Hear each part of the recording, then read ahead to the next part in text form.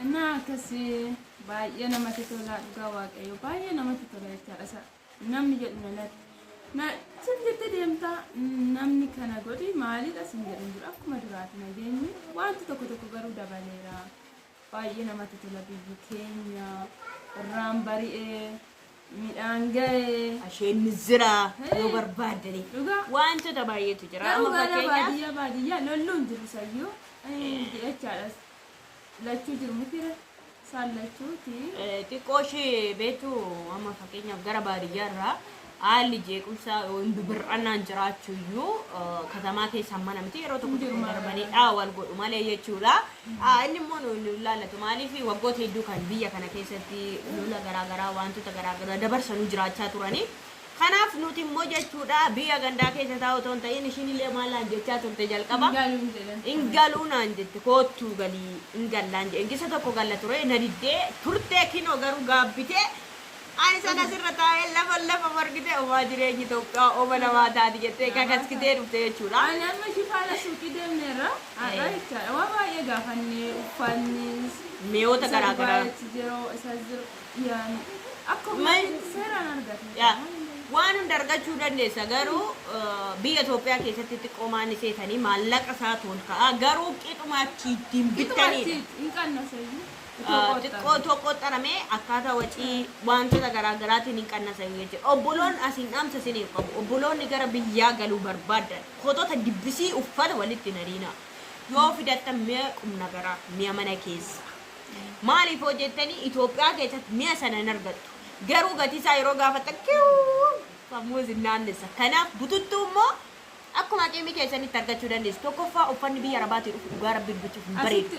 Anamma ta'u uffatu kiyya gadi guuree guyyaa gaaf tokko sin agarsiisee nama aarsa. Uffata Itoophiyaa keessaan hawwaa jira. Garuu otoo uffanni amma kanaa mana taa'u immoo akkamittiin birrii baasee Itoophiyaa keessaa bitee uffata.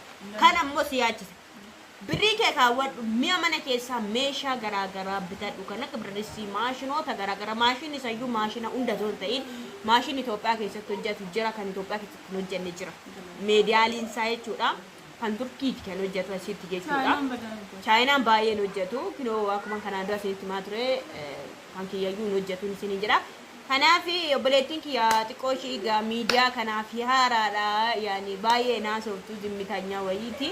Meena haasofsiisaa mee ommee waada dubbadhu mee waa'ee kaargoo immoo waa'ee kaargoo viidiyoo biraatiin fasaa yookiin bazaa goonee jechuudha. Bazaa goonee afaan Oromoodhaan baay'isnee jedhama. Isiniif dhiyeessina garuu kun baga nagaan naa dhuftee baga nagaan naaf galtee haadhoo koo baay'een si jaaladha baay'een si kabajaa mucayyoo kana. Biyya tokko yoo taanu miidiyaa irratti wal beenna malee biyya keessatti ani meebi yoo ishiin na beekte hin beeku garuu ani ishiin beeku miidiyaa irratti wal barree waggaa afurii idda wal barree kunoo amma woonaa waliin turree hirummaa keenya waliin turree biyya keessattis immoo gallee wal simannee baay'ee tokko natti tolee jiran isiniin jedha waa'ee kaargoo irratti immoo viidiyoo biraatiin deebinee dhufna. Kanaaf baga nagaan naa galtee baga biyya kee maatii kee hundumaa nagaan hargite jedhaati hergaa koomenti jala koomenti yeroo marayyuu banaadhaan isin jedha obboloonni immoo biyyaan baa jirtanis immoo hundumti keessanii nagaan galaan isin jedha waaqayyo isin gargaaru hojjedhu dadhabii kaawwachuu itti boqochuufu itti beekii hundumaa karooraan jiraadha hundumti keessanuu jechuudha. Kanaaf mee koomenti godhaan isin jedha turtii gaarii qabaadha. Shalom.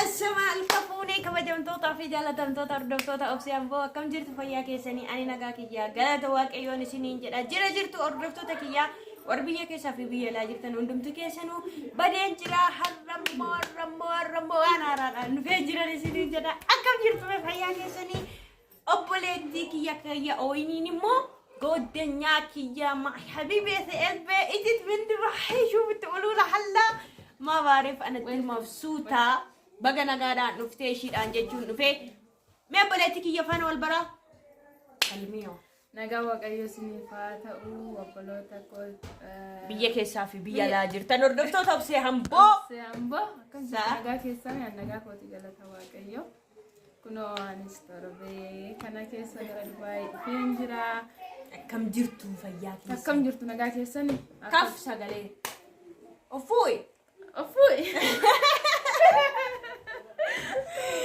Akka jirtu nagaa keessanii dhugaa rabbii dubbachuuf eegaa xiqqoo ishii miidiyaa kana barsiisuuf yaadee namaana qabachuu naa diddee kinoo akka carraagaa har'a wanti taatee dhuftee immoo kunoo waan taasaa midhaaminiinis harkaa badaa jirti isiniin jedha maaliif hojjettanii namni miidiyaa irratti yookiin kaameeraa irratti guyyaa jalqabaaf hin bahu yaani xiqqoo ishii naffara waan ta'eef fireeshiidha kanaaf wanti taatee jirti animmoo baay'ee tokkoon gammadee dhugaa dubbachuuf maaliif hojjettanii nama tokko miidiyaa qofa irratti wal bartee wal dhiisu osoo hin ta'in biyya keessatti waan gaafa galte wanta miidiyaadhaan hudeessaa turte sana qaama wal bira geessee yaada gaarii soo yaada yaraas ta'u waliin qoosaa taphachaa warreen turtan wal bira geessanii yeroo qaamaan immoo wal argitanii akkam akka das nama jedhu hundumti keessanuu isiniif galuu qaban isiniin jedhaa kanaaf immoo mucayyoon kun immoo dheengadda dhufte jechuudha adda dheengadda dhufte yaani booleetti si waraamne malee deemee si madhee biyya ishiitiin ga'ee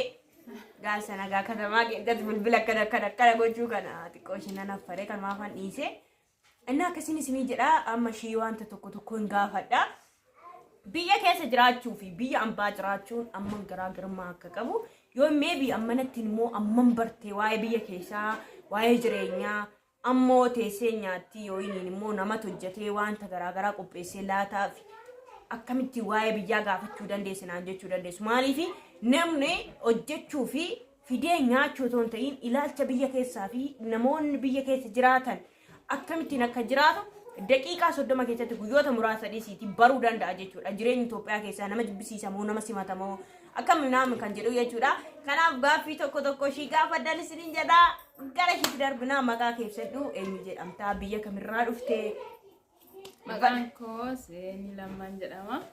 Biyya Dubaarraan dhufe. Kamisa darbedha kan inni dhufe. Obboleettii koo kanaan simatamee gammachuudhaan jaalalaan Waaqayyoof haa galatu maatii nagaatti galeera biyya nagaatti isiniin jedha. Eshi. Sinis kottaa gara Itoophiyaa. Amma fakkeenyaaf jireenya Itoophiyaa keessatti jireenyi ulfaataa qaala'insi jireenyaa jira nageenyi hin jiru wantoota garaagaraa jiru nageenyi jiraachuu aynoo gara baadiyyaa garaagaraa nageenyi hin jiru garuu katamaa gurguddaa keessatti nageenyi jira mee akkam jireenyi Itoophiyaa keessaa hin jiraatama sitti fakkaata moo haalli jireenya isaanii ulfaata sitti fakkaata? Ani dhugaadha jechaadha yeroon Itoophiyaa jedhan baay'een sodaadhaan ture dhugaa Waaqayyo. Shaantaa koo akkasitti waan qabadhee of jala dhoska biyyi nagaadhuma noormaalidhuma akka duraati waan tokko haa mi'aawiyyuu malee akka jedhanis miti dhugaa baay'ee namatti tola biyya kiyya jechaadha.